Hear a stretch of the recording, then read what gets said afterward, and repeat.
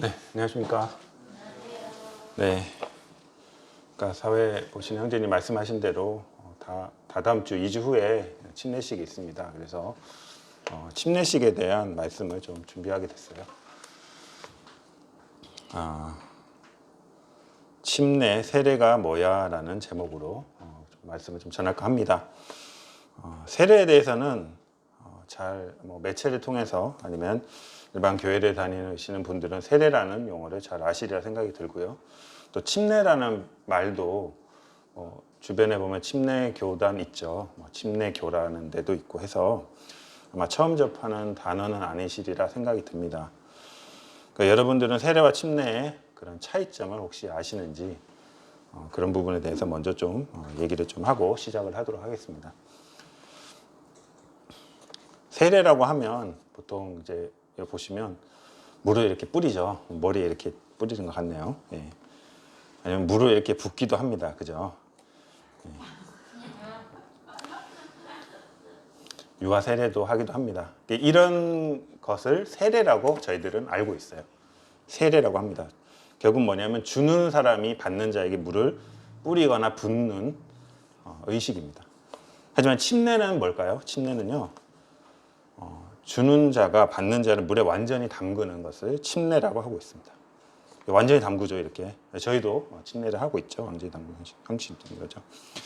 그래서 침례는 저희가 말하는 이 침례는 성경 번역 과정에서 교회적인 어떤 교리적인 문제로 인해서 세례로 번역이 되기도 했는데요. 이제 세례라는 의미가 무엇이냐 했을 때 씻을 세자에 한자를 써서 씻는다는 표현으로 표현되었습니다. 아까 사진 보시면 물을 이제 뿌리고 부어서 씻어낸다는 그런 의미가 있는 거고요. 침례라는 것은 어떤 의미냐면 장기침, 얘도 얘인데요. 완전 잠기는 것을 이제 얘기를 하고 있습니다. 그래서 이제 현재는 세례와 침례를 구분해서 표현을 하고 있어요.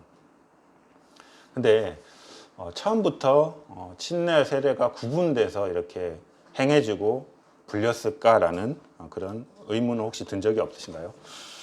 그렇다면 세례와 침례에 대해서 무엇이 성경적이고 무엇이 맞고 저희는 무엇을 추구하고 채택을 해야 되는지에 대해서 저희가 좀 생각해 보고자 합니다. 제가 신약 성경에 세례 요한이 예수님께 준 그 세례에 대해서 저희는 알고 있습니다. 그래서 성경에서 보면 주님께서 물 밑에 내려가셔서 물에 잠겼다가 이제 올라오는 그런 부분들을 보셨을 텐데요. 또한 예수님의 제자중 빌립이 에디오피아 내시에게 준 침례 모습도 저희가 성경을 통해서 알 수 있는데요. 둘 다 공통점이 있습니다. 어떤 공통점이 있냐면 둘 다 침례 받는 자가 물에 완전히 잠기게 되었다는 것이 공통점이죠. 성경에서 보면 세례로 해석이 된 부분인데 실제로는 침례를 행했다는 것입니다. 그리고 이제 그 성경에 처음에 쓰였던 그 세례, 침례라는 그 단어의 원래 원어적인 의미가 밥티조라는 의미라고 해요. 밥티조였다고 해요. 그러니까 이 밥티조가 뭐냐? 이제 그림을 보면 아주 이해가 잘 되실 텐데요. 물에 완전 잠기는 것을 의미했다고 합니다. 그래서 성경에서 나온 세례, 지금은 세례와 침례를 구분지어서 부르고 있지만 성경에 나왔던 그 세례는요, 밥티조라는 원어적 의미가 있어요. 그 밥티조는 물에 잠기다. 마치 그 염료에 하얀 옷감이 지금 여기 녹색으로 물들고 있는 모습인데요. 옷감이 염료 물에 들어가서 완전히 담그어져서 그 색깔로 그 염료색으로 물드는 완전히 담구어지다는 의미를 가지고 있다고 합니다. 하지만 저희들이 보고 있는 것들은 대부분 이제 세례가 좀 많죠. 교단에서 TV 매체나 이런 거 보면 뉴스 같은 거 보면 누가 세례를 받았습니다. 탁탁 있으면 좀 멋있게 어떤 분이 촥 성수 막 뿌리고 모습 나오잖아요. 예, 그런 붓는 모습들이 나오는데요. 그렇다면 왜 매체나 이런 부분들은 잠기는 모습이 아니라 이렇게 부어지는, 뿌리거나 부어지는 모습을 하고 있을까요? 왜 이러한 방법들을 채택을 하고 있는 것일까요? 여러분들 생각해 본 적이 있습니까? 여기 보시면 아저씨가 옷 안 젖으려고 이렇게 고개를 이렇게 이렇게 하시고 붓는 것 같아요. 이거는 뿌리는 게 아니라 붓는 세례인 것 같은데요. 이런 것들을 하고 있습니다. 그래서 사실 이 저희가 세례라고 부르는 이것은요, 예수님께서 승천하시고 수세기 동안 교회 거리 수세기 후에 예수님께서 승천하시고 수세기 후에 어떤 교리적인 교회 교리적인 부분으로 인해서 약식 침례인 형태인 세례로 행해졌던 것으로 추정하고 있습니다. 그래서 이게 그러면 얘네들도 다 이유가 있을 거잖아요. 왜 이렇게 뿌리는 형태, 붓는 형태로 바꿨을까라고 했을 때 이분들이 얘기하는 것들은 예수님 피가 뿌려져서 부어져서 죄가 사해졌기 때문에 이제 이런 형태로 뿌리는 형태, 이게 물이 예수님 피로 생각하고 이걸 뿌린다, 받는 자에게 뿌린다, 부어진다라는 의미로 해서 이렇게 이제 이런 형식을 이제 채택한 것이 아닌가라는 생각이 듭니다. 사실 킹 제임스 버전을 이제 성경을 영어로 번역했을 때 당시도요, 그러니까 이런 교리적인 영향 때문에 밥티조를 밥티즈라는 용어로 이제 번역을 했다고 해요. 그러니까 밥티즈가 뭐냐면 씻는다는 의미로 번역이 되었다고 합니다. 그래서 이제 종교개혁자 칼빈 같은 경우도요, 무슨 얘기를 했냐면 의미가 중요하지 뭐 형식이 뭐가 중요해라고 이런 얘기를 했다고 해요. 그 당시에 이제 세례 침례에 대한 부분으로 인해서 자신의 종교개혁하는 그런 부분들이 좀 공격을 받을 것 같아서 그랬는지 이 부분에 대해서는 그냥 스무스하게 그냥 의미가 중요하지 뭐 형식이 중요해라고 이제 넘어가서 오히려 이것이 세례를 지지하는 그런 결과를 낳기도 했다고 합니다. 하지만 저희들이 아까 살펴봤던 성경에서 나왔던 예수님이 받으셨던 세례라든지 그 내시에게 했던 에디오피아 내시에게 했던 그런 세례 모습들, 그다음에 원어적인 밥티조라는 원어적인 모습들을 그런 원어를 봤을 때는 저희가 어떠한 것이 맞는지를 분명히 분별할 수 있을 것입니다. 그리고 예수님이 승천하시고 4세기 동안은 침수 세례를 받는 침례에 대해서 이견이 없었다고요. 전부 다 그런 식으로 행해졌다고 합니다. 근데 그 후로 이제 어떤 교리적인 문제 때문에 그 약식 침례 형태로 바뀌었다고 하는 건데요. 그런 모습들 또한 저희가 이후에 살펴볼 그 침례 의미를 저희가 알게 된다면 저희가 무엇이 성경적인 것임을 분명히 알고 확신을 할 수 있을 것이라 생각이 듭니다. 그렇다면 침례는 누가 받는 것일까요? 자, 침례는요, 주님을 믿고 그 말씀에 순종한 제자들이 받는 것이 침례입니다. 마태복음 28장 말씀인데요. 가서 모든 민족으로 제자를 삼아 아버지와 아들과 성령의 이름으로 세례를 베풀라고 되어 있죠. 제자를 삼고 세례를 베풀라. 즉 주님을 믿고 그 말씀을 순종한 제자에게 베푸는 것이 침례인 것입니다. 주님을 믿은 신자, 뭐 같은 말일 수 있어요. 제자, 신자, 주님을 믿는 자들이 받는 것이 침례입니다. 자, 마가복음 16장 11절에도 믿고 세례를 받은 사람이라고 되어 있고요. 사도행전 8장 12절에도 보시면 빌립이 하나님 나라와 및 예수 그리스도의 이름에 관하여 전도함을 듣고 그들이 믿고 남녀가 다 세례를 받았다. 믿고 세례를 받았다라고 되어 있습니다. 그럼 또 누가 받을까요? 성령을 받은 사람이 받는다고 되어 있습니다. 사도행전 10장 47절에 보시면 베드로가 얘기했죠. 이 사람들이 우리와 같이 성령을 받았으니 누가 능히 물로 세례를 베품을 금하리오라고 되어 있습니다. 성령을 받았으니 세례를 베풀라고 하고 있는 것입니다. 한마디로 누가 받는다는 것이죠. 자, 주 예수 그리스도를 믿어 구원받은 그리스도인들이 받는 것이 침례라는 것입니다. 다시 말해 은혜의 복음을 듣고 믿어 성령을 받은 성도가 받는 것이 침례입니다. 구원받은 자가 받는 것이 침례인 것이죠. 진정한 믿음 없이 그저 어떠한 형식적으로 정형화된 공식을 그냥 외워서 그 외운 자가 받는 것이 침례가 아니고요. 진정으로 믿은 자, 제자인 자, 성령을 받은 자가 받는 것이 침례인 것입니다. 제자를 삼아 침례를 행하라고 되어 있고요. 그죠? 베드로가 얘기했죠. 이 사람이 침례를 받았으니 성령을 받았으니 누가 능히 물로 침례를 주는 것을 금하리오라고 하고 있는 모습들을 보게 됩니다. 그래서 누가 받냐? 구원받은 침례를 받은 성령을 받은 구원받은 성도가 침례를 받는다는 것입니다.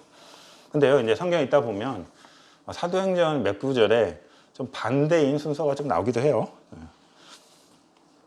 사도행전 2장 38절, 사도행전 8장 14절에서 17절, 사도행전 19장 1절에서 7절에 이런 말씀들이 좀 나옵니다. 세례를 받고 제사를 받으라, 그리하면 성령을 선물로 받는다라고 되어 있고요. 사도행전 8장 14절에서 17절 보면 어떤 사람들이 왔는데 예수의 이름으로 세례만 받았고 구원을 받지 않은 사람들이 등장하는데요. 두 사도가 그들에게 안수하니까 성령이 내려지는 경우가 나옵니다. 그다음 마지막에도 19절 1절에서 7절 보시면 예수의 이름으로 세례를 받았는데 바울이 안수하니까 성령이 내려오는 그런 부분들을 이제 보게 됩니다. 사실 성경의 이런 부분들은요, 율법과 은혜의 시기에 중간에 과도기전 시기에 일어났던 일시적인 사건입니다. 모든 것은 이러한 일이 일어났던 이유들이 분명히 다 있고요. 다 목적과 이유들이 있다고 저희들은 분별을 하고 있습니다. 그래서 이번 시간에 이걸 다룰 건 아니에요. 그래서 자세한 것은 추후에 잘 교제할 것이라 정광 형제님께서 잘 설명해 주실 것이라 생각이 들고요. 네. 결론적으로 침례는요, 분명히 또 다시 말씀드리지만 예수님을 믿은 구원받은 성도들이 받는 것이 침례라는 것입니다. 자, 그렇다면 침례는 왜 받아야 될까요? 그냥 믿었으면 됐지, 굳이 물에 들어갔다 나와야 됩니까? 굳이 이걸 꼭 받아야 됩니까? 라고 의문이 생긴 분도 계실 수도 있을 것 같습니다. 근데 왜 받아야 될까요? 첫째, 주님께서 명령하셨기 때문입니다. 저희가 알아야 될 거는요, 침례는요, 어떤 사람이 만든 어떤 교회 단체의 어떤 운영을 위해서, 아니면 교회 단체의 어떤 행사를 위해서 사람의 생각으로, 사람으로 인해서 만들어진 어떤 행위들이 아니라는 것이에요. 어떤 사람에 의해서 만들어진 교회 예식이 아니고 주님께서 직접 명령하신 지상 명령이라는 것입니다. 그 주님의 명령이에요. 만찬과 같이 주님께서 명하신 교회 예식 중에 하나입니다. 침례는. 부활하신 주님께서 복음을 전하라고 하셨고요. 또 제자 삼은 자에게 침례를 주라고 분명히 말씀하고 있습니다. 계속 반복되는 말씀이 나올 건데요. 마태복음 28장 19절에서 20절 보시면요, 제자를 삼아 세례를 베풀라라고 주님께서 분명히 승천하시기 전에 말씀하셨고요. 본부한 모든 것을 가르쳐 지키게 하라라고 얘기를 하고 계십니다. 왜 받아야 한다고요? 주님께서 말씀하셨기 때문에 무슨 또 이유가 더 필요하겠습니까? 그죠? 주님께서 말씀하셨다는 것이 중요한 것입니다. 그리고 또 두 번째를 보시면요, 사실 이 주님의 말씀을 순종해서 복음을 전해 믿은 성도들에게 침례를 행하는 모습들이 사도행전 그 초대교회 형태의 초대교회에서 나오고 있습니다. 실제로는 사도행전의 여러 구절 중에 한 구절 제가 이제 뽑아봤는데요. 사도행전 10장 44절 48절에서 보시면요, 성령이 말씀드리는 모든 사람에게 내려오는 것을 봤고요. 그래서 베드로가 사람들에게 말했죠. 우리와 같이 성령을 받았으니 누가 능히 물로 세례를 베푸면 그 말이요 라고 하고 있습니다. 이것이 중요하지 않고 주님께서 명령하지 않았다면 믿었으면 됐지 라고 했을 텐데, 베드로도 구원받은 모습을 봤을 때 바로 세례에 대한 부분들을, 침례에 대한 부분들을 얘기를 하고 있는 것을 보게 됩니다. 그래서 사도행전 초대교회 시대에 복음을 전해 믿은 자에게 너무나 당연하고 자연스럽게 침례를 베푸는 모습들을 볼 수 있습니다. 그리고 사도들도 가르쳤어요. 그냥 이렇게 행했어요 라고 하고 몇 가지 사건으로 끝난 것이 아니라 사도들도 서신서에 분명히 세례에 대한 부분, 침례에 대한 부분을 분명히 가르치고 있습니다. 사도들도 이러한 주님의 명령에 대해서 계속 언급하고 그 의미를 가르치는 교훈이 서신서에 기록되어 있다는 것이죠. 그래서 문서화해서 널리 가르쳤다는 거예요. 말씀들 보시면 고린도전서에도 보면 죽은 자를 위하여 세례를 받는 것, 어찌하여 그들 위하여 세례를 받느냐라고 되어 있고요. 로마서 6장 3절 4절을 보시면 무릇 그리스도에서 합하여 세례를 받은 우리는 그의 죽으심과 합하여 세례를 받은 줄 알지 못하느냐라고 세례를 언급하고 있고요. 갈라디아서 3장 26절 27절에서도 보시면 누구든지 그리스도와 합하기 위하여 세례를 받은 자는 그리스도로 옷 입었다라고 하고 있습니다. 베드로전서 3장 21절에서도 보시면 물은 예수 그리스도께서 부활하심으로 말미암아 이제 너희를 구원하는 편이 곧 세례라라고 하고 있습니다. 이처럼 바울 사도들도 제자들도 행했고 주님의 명령이기 때문에 행했고 또 그것을 또 문서화해서 서신에 기록하여서 가르쳤다는 것입니다. 그렇다면 가장 중요한 것이 바로 그 의미가 되겠는데요. 그렇다면 그 의미가 무엇인가? 우리는 왜 침례를 받아야 되고 그 의미는 무엇인가라는 것이 이제 가장 중요한 부분이 되겠는데요. 가장 중요한 의미입니다. 모든 행동에는 의미가 있잖아요. 근데 사실 그 행동에 의미가 없다면 저희가 굳이 그런 무의미한 행동을 할 필요가 없을 텐데 우리가 그러면 이 침례를 받는 것은 무슨 의미가 있는가라는 것을 저희가 한번 살펴봐야 되겠습니다. 첫째로 그 의미는요, 주님의 말씀 순종하는 행위입니다. 주님의 명령대로 그 말씀대로 살아가는 사실 첫 출발점이 되는 순종의 첫 행동으로 볼 수 있습니다. 사도행전 아까 말씀에도 보시면 믿었으니 침례에 순종을 하는 그런 모습들, 그런 권유들이 나오죠. 주님의 그런 말씀을 순종하는 그런 한 행위인 것입니다. 사실 이게 크게 그냥 침례 받는 거지 뭐라고 생각하실 수는 있을 텐데요. 이 순종의 한 행동이 지금 우리나라의 상황에서는 이 순종의 행동이 그렇게 큰 문제가 되거나 큰 어려움이 없을 수 있는데 다른 나라나 아니면 과거 중세시대 때는 이런 순종의 행동에는 큰 대가가 치러졌다고 합니다. 그러니까 어떤 거냐면요. 중세시대에 사실 교회에서는 세례를 가르쳤죠. 그리고 그 교리에 정해진 세례의 규칙들이 있었고 그게 있었는데 그 의식들이 있었는데 그것을 하지 않고 침례를 받는 것 자체가 어떤 그 중세 시대의 교회의 어떤 권위를 도전하는 그런 것으로 받아들여져서 그런 행위들을 봤을 때 핍박을 하거나 심한 경우에는 침례를 받은 사람을 죽이기도 했다고 합니다. 그래서 침례를 받고 그 자리에서 이제 죽임을 당하는 경우도 있었다고 해요. 그래서 이런 큰 대가를 치러야 했다고 합니다. 저희는 침례 받으면 오히려 축하해주고 막 꽃 주고 선물 주고 하시잖아요. 근데 예전에는 정말 이런 시기도 있었다. 이게 교회 그 권위에 도전하는 거야? 너 왜 이단이야? 막 이렇게 하면서 침례 받는 사람들을 오히려 핍박하고 죽였다고 한 시기도 있었다는 것입니다. 그래서 그들은 이러한 큰 대가를 치르고도요. 주님의 말씀에 순종을 하고 당연히 침례를 받았다는 것입니다.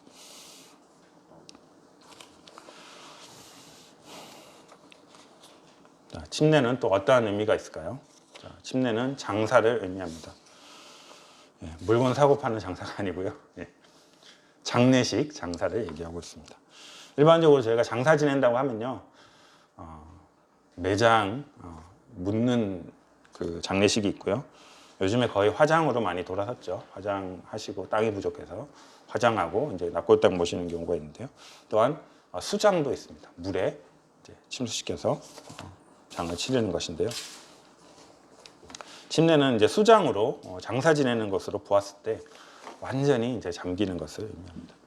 누가 수장 지내려고 하는데 그냥 죽은 사람 앞에서 물 이렇게 붓고 뿌리고 끝 하지 않죠. 완전 물에 이제 잠그는 것을 볼 때 침례는 장사 지내는 것, 곧 장례식을 얘기하는데요.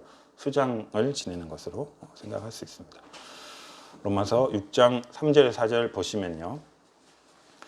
우리 그리스도 예수와 합하여 세례를 받은 우리는 그의 죽으심과 합하여 세례를 받은 줄 알지 못하느냐. 그러므로 우리가 그의 죽으심과 합하여 세례를 받음으로 그와 함께 장사되었다, 장례되었다라고 말씀하고 있습니다. 일단 골로새서 2장 12절 말씀 보시면요. 너희가 세례로 그리스도와 함께 장사되고 분명히 침례 받음으로 그리스도와 함께 장사되었다라고 하고 있습니다. 그렇듯이 이제 장사되었다는 의미가 나는 이제 죽었다. 좀 더 자세히 얘기하면 옛날에 나는 죽었다라고 생각할 수 있습니다.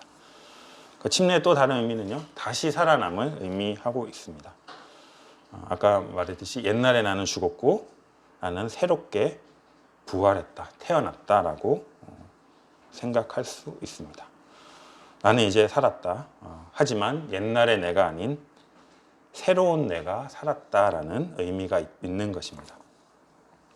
로마서 6장 3절에 4절 보시면요, 계속 말씀이 반복되지만 계속 읽으시면 좋습니다. 계속 말씀을 묵상할 수 있습니다. 무릇 그리스도에서 합하여 세례를 받은 우리는 그의 죽으심과 합하여 세례를 받은 줄 알지 못하느냐 나와 있고요. 이는 아버지의 영광으로 말미암아 그리스도를 죽은 자 가운데서 살리심과 같이 우리로 또한 새 생명 가운데 행하게 하려 함이다라고 분명히 말씀하고 있습니다. 옛것은 죽었고요. 새로운 생명으로 우리는 다시 산다라는 의미가 있는 것입니다. 자, 우리는 다 한 번씩 다 태어났죠. 하지만 놀랍게 하나님 믿은 성도는요, 2번 태어났습니다. 그 의미 무슨 말씀인지 아시죠? born again하고 거듭났습니다. 어떻게 이런 일이 일어날 수 있을까요? 충격 고백하겠습니다. 저도 2번 태어났습니다. 한번 79년 9월 16일 한번 태어났습니다. 100일 때 사진이에요. 있더라고요. 100일 때 사진관 가서 찍어줬습니다. 둘째 아들인데도 이렇게 찍어주셨어요. 그때 당시에 첫째만 찍어줄 줄 알았는데, 자, 2번째 태어났습니다. 자, 아주 감격스러운 모습이죠. 여기도 어딘지 아세요? 무의도 앞바다입니다. 무의도 앞바다에서 여름에 침례를 받았는데요. 98년도 8월 1일 날 받았습니다. 너무 기쁜 장면인데 이때만 해도 참 터프하셨어요. 바닷물인데 뭐 코 막아주고 이런 것도 없었어요. 그냥 담궈버렸습니다. 그냥 확 담궈버리고 뭐 눌러버리고요. 또 이렇게 탁 올라왔을 때 뭐 모습이 정리가 되고 이제 온화한 모습으로 사진 찍어주시면 좋잖아요, 그죠? 근데 무조건 올라오자마자 찍어줬어요. 그래서 남은 사진이 한 장 있습니다. 제가 왜 고개를 숙이고 있는지 아시죠? 바닷물이 코로 들어가면 도저히 웃을 수가 없습니다. 너무너무 괴로워서 이렇게 하고 있는데 사진 찍어 주셨습니다. 그래서 이거 남아 있네요. 자, 침례는 무엇이다? 죽었고 다시 나는 죽었고 새로운 나, 새 생명 가운데 나는 다시 태어났음을 의미를 하고 있습니다. 침례는요, 그 연합을 또 의미하고 있습니다. 누구와 연합일까요? 그리스도와 연합되는 것을 의미하고 있습니다. 그리스도와 함께 십자가에 죽었고 함께 무덤에 장사되었다가 함께 부활했음을 의미하고 있습니다. 그렇기 때문에 이후로는요, 새로운 생명, 새 생명 가운데 살아가게 됨을 의미를 하고 있는 거예요. 주님과 연합된 거예요. 예수님께서 십자가에 돌아가시고 죽으셨다가 부활하셨잖아요. 근데 이것이 나와 전혀 상관없는 것이 아니라 예수님 혼자 그렇게 된 것이 아니라 예수님과 연합해서 나도 죽고 나도 살아났다는 것을 그리스도와 연합해서 함께 살아났다는 것을 의미를 하고 있습니다. 그래서 말씀들을 이제 보시면요, 합하여 함께라는 말씀을 좀 집중하면 좋을 것 같습니다. 자, 로마서 6장 3절에서 5절 보시면 무릇 그리스도에서 합하여 세례를 받은 우리는 그의 죽으심과 합하여 계속 나오죠. 세례를 받은지 알지 못하느냐? 그러므로 우리가 죽으심과 합하여 세례를 받음으로 그와 함께 죽었다. 옛날에 난 죽었다라고 얘기하고 있고요. 이는 아버지의 영광으로 말미암아 그리스도를 죽은 자 가운데서 살리신 것 같이 우리도 또한 새 생명 가운데 행하게 하려 합니다라고 하고 있습니다.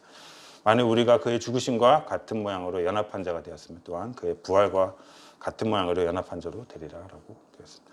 함께 합하여 연합한 자가 되었다는 것이죠. 에베소서 2장 5절에서 6절 보시면요, 허물로 죽은 우리를 그리스도와 함께 살리셨다라고 되어 있습니다. 너희는 은혜로 구원을 받은 것이라 또 함께 일으키사 그리스도 예수 안에서 함께 하늘에 앉히셨다라고 되어 있습니다. 연합되었다. 이미 어떻게 보면 저희는 지금 이 땅에 살고 있지만 주님과 함께 하늘에 있는 것으로 또한 여겨질 수 있습니다. 저희는 연합된 자이기 때문이죠. 골로새서 3장 1절에서 3절 보시면요, 그러므로 너희가 그리스도와 함께 다시 살리심을 받았으면 위의 것을 찾으라라고 되어 있습니다. 거기는 그리스도께서 하나님 우편에 앉아 계신다. 자, 위의 것을 생각하고 땅의 것을 생각하지 말아라. 이는 너희가 죽었고 너희 생명이 그리스도와 함께 하늘에 감추어졌습니다라고 말씀하고 있습니다. 새 생명 가운데 사는 삶을 말씀하고 있습니다. 저희가 비록 땅에 살고 있지만 하늘의 방식대로 살아가야 됨을 말씀에서 분명히 말씀하고 있습니다. 하늘의 것을 찾고 하늘의 것을 생각하는 삶을 살라고 하고 있습니다. 왜냐하면 저희는 주님과 함께 연합한 자가 되었기 때문에 함께 죽었고 새 생명 가운데 옛 나는 죽었고 새 생명 가운데 살아났기 때문에 주님께서 이러한 말씀을 하고 계신 것입니다. 사실 이제 침례는요 어떻게 보면 공적인 고백이라고 보실 수가 있어요. 어떤 고백이냐? 침례는 받는 사람의 그 침례를 받는 사람의 공적인 고백으로 또 여겨질 수 있습니다. 뭐냐면요, 자신이 진정으로 하나님의 아들 예수 그리스도를 믿었다는 것을요, 하나님과 하나님 앞과 그 다음에 침례를 받을 때 성도님들이나 이제 주변의 지인들이 올 수 있죠. 그 회중들 앞에서 공식적으로 고백하는 행위인 것입니다. 킹 제임스 버전 한글반에 보시면 37절이 있는데요. 이제 요거를 이제 있어서 이 부분에 발치를 했는데요. 에디오피아 내시가 침례를 받는 장면인데 침례를 행하기 전에 빌립이 물어봅니다. 그리하여 그들이 길을 따라가다가 물이 있는 곳에 이르자 그 내시가 말하기를 보라 여기 물이 있도다 내가 침례 받는데 무슨 거침이 있냐라고 했을 때 빌립이 물어봅니다. 만일 당신이 마음을 다하여 믿으면 합당하다. 너 정말 믿었니? 라고 물어보고 있는 것이죠. 할 때 그가 분명히 고백하면서 얘기를 합니다. 나는 예수 그리스도가 하나님의 아들이신 것을 믿나이다 했고요. 그 다음 절에 이제 침례를 받는 모습이 나오게 됩니다. 나는 믿었다라고 고백을 하는 모습이 있죠. 그러니까 침례는 공적인 고백인 것입니다. 내가 하나님을 믿었다. 나는 죽었고 새 생명 가운데 다시 살아났다는 것을 또 난 주님과 연합되었다라는 것을 공적으로 고백하는 행동인 것입니다. 근데 사실 이런 고백에는요, 이런 고백으로 끝나는 것이 아니라 이러한 뜻이 또 내포되어 있어요. 나는 그리스도의 제자로서 나의 십자가를 지고 하늘에 미달이 되어 죽을 것이다. 제자의 삶을 살겠다라는 고백도 포함이 되어 있습니다. 갈라디아서 2장 20절 보시면요. 나는 그리스도와 함께 십자가에 못 박혔습니다. 이제 살고 있는 것은 내가 아닙니다. 그리스도께서 내 안에 살고 계십니다. 내가 지금 육체 안에서 살고 있는 삶은 나를 사랑하셔서 나를 위하여 자기 몸을 내어주신 하나님의 아들을 믿는 믿음 안에서 살아가는 것입니다. 라고 갈라디아서 2장 20절 나와 있는데요. 이러한 고백도 포함이 되어 있다는 것입니다. 죄인인 나는 죽었고 그 죽은 옛 성품이 더 이상 나를 주장할 권리가 없다라는 것을 분명히 말을 하고 있는 것입니다. 그분이 나를 위해 돌아가신 것은 이제 내 안에 그분의 삶을 사시기 위한 것임을 이 말씀을 통해서 저희는 알 수 있습니다. 또한 주님을 섬긴다는 것은요, 주님께서 이 땅에서 행하신 것을 따르는 삶을 살겠다는 고백과 다짐도 포함이 되어 있습니다. 주님께서 어떠한 삶을 사셨습니까? 미랄과 같은 그런 삶을 사셨죠. 내가 진정으로 너에게 말한다. 미랄 하나가 땅에 떨어져 죽지 않으면 하나에 그대로 있고 죽으면 열매를 많이 맺는다. 자기의 목숨을 사랑하는 사람은 잃을 것이요. 이 세상에서 자기의 목숨을 미워하는 사람은 영생에 이르도록 그 목숨이 보존할 것이다. 나를 섬기려고 하는 사람은 누구든지 나를 따라오르나 내가 있는 곳에는 나를 섬기는 사람도 나와 함께 있을 것이다. 누구든지 나를 섬기면 내 아버지께서 그를 높여주실 것이다 라고 말하고 있습니다. 나는 그분을 침례를 받는 것은요, 나는 그분을 따르겠다는 고백도 포함이 되어 있다는 것입니다. 자, 말씀 좀 정리하면요, 한마디로 이제 자기를 부인하고 자기의 십자가를 지고 살아가겠다는 공적인 고백이 침례인 것입니다. 실제로 침례를 받은 초대교회 성도들은요, 제자의 길, 자기의 십자가를 지고 예수님을 따르는 삶을 살았고 고난받고 죽임까지 당한 그런 일들을 보게 됩니다. 즉 침례는요, 교회의 어떠한 정식 멤버가 되기 위한 절차가 아닙니다. 만찬을 먹을 수 있는 조건만을 의미하지 않습니다. 지금까지 저희가 살펴본 그런 의미가 있는 것입니다. 결론을 제가 말씀드리고 마치도록 하겠습니다. 침례는 내가 주 예수 그리스도를 믿었고 그와 연합하여 죽고 장사되었다가 다시 살아났음을 공적으로 고백하는 것입니다. 그 고백은요, 그냥 고백으로 끝나는 어떤 통과의식이 절대 아닙니다. 이제 새 생명 가운데 매일 자기의 십자가를 지고 주님을 따라서 살겠다는 각오를 얘기하고 있는 것입니다. 각오를 고백하고 있는 행위인 것입니다. 침례를 2주 후에 받으시는 세 분 정말 축하드립니다. 오늘 전해드린 메시지를 잘 기억하시고 이제 끝이 아니고 이제 시작인 것을, 새 생명 가운데 살아가는 시작인 것을 잊지 말고 살아가시길 바랍니다. 네, 이상입니다.